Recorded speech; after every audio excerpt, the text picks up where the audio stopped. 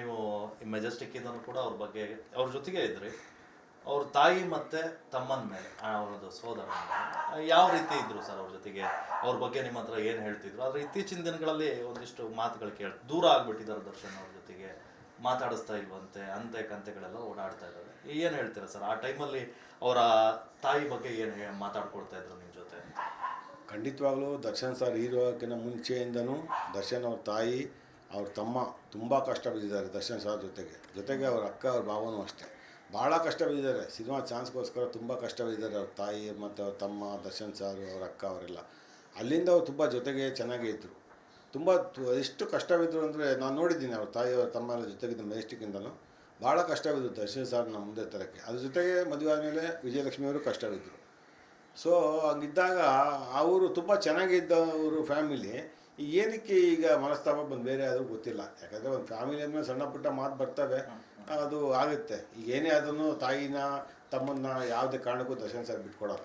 ನನಗೆ ಗೊತ್ತು Darshan sir mentality, ಅವ್ರ ಸ್ವಭಾವ ಗೊತ್ತು. ಇವತ್ತೇನೋ ಒಂದು ಏನೋ ಒಂದು ಚಿಕ್ಕ ಘಟನೆ ನಡೆದು ಏನೋ ಒಂದು ದೂರ ಆಗಿರೋದೇ ಹೊರತು ಅವ್ರ ಸತ್ರೂ ತಾಯಿನಾಗಲಿ, ಅವ್ರ ತಮ್ಮನಾಗಲಿ, ಅವ್ರ ಹೆಂಡ್ತಿನಾಗಲಿ, ಅವ್ರ ಮಗುನಾಗಲಿ ಬಿಟ್ಕೊಡೋಕ್ಕೆ ಚಾನ್ಸೇ ಇಲ್ಲ.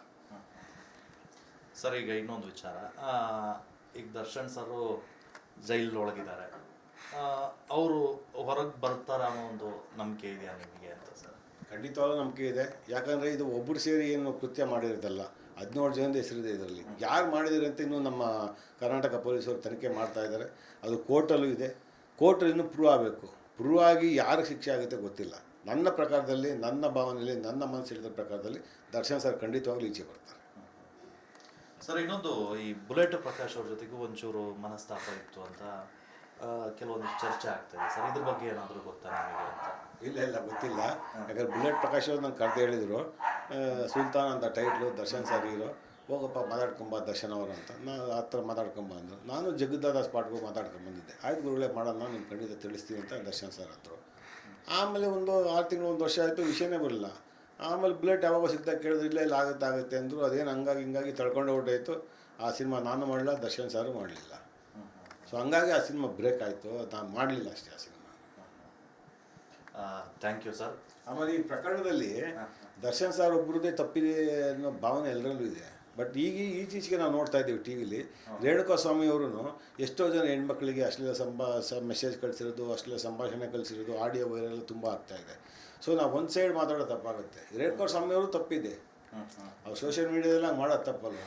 ಈಗ ಅವರು ಅಕ್ಕ ತಂಗಿ ತಾಯಿ ತಮ್ಮನ ಜೊತೆ ಹುಟ್ಟಿರೋರೆ, ನಾವು ಅಷ್ಟೇ, ನಾವು ಅಕ್ಕ ತಮ್ಮ ತಾಯಿ ತಂಗಿ ಜೊತೆ ಹುಟ್ಟಿರೋರೆ. ಇನ್ನೊಬ್ಬರು ಒಂದು ಹೆಣ್ಣಿಗೆ ಆ ರೀತಿ ನೋವು ಕೊಡೋದು ತಪ್ಪು ಅಂತ ಅಂದ್ಕೊತೀನಿ. ಏನೇ ಆದರೂ ಇವತ್ತು ಕೋರ್ಟಲ್ಲಿದೆ ಕೇಸು, ಜೈಲಿದೆ ದರ್ಶನ್ ಸಾರು. ಈಗ ಹೋದ ಜೀವ ಮತ್ತೆ ಬರೋಕ್ಕಾಗಲ್ಲ.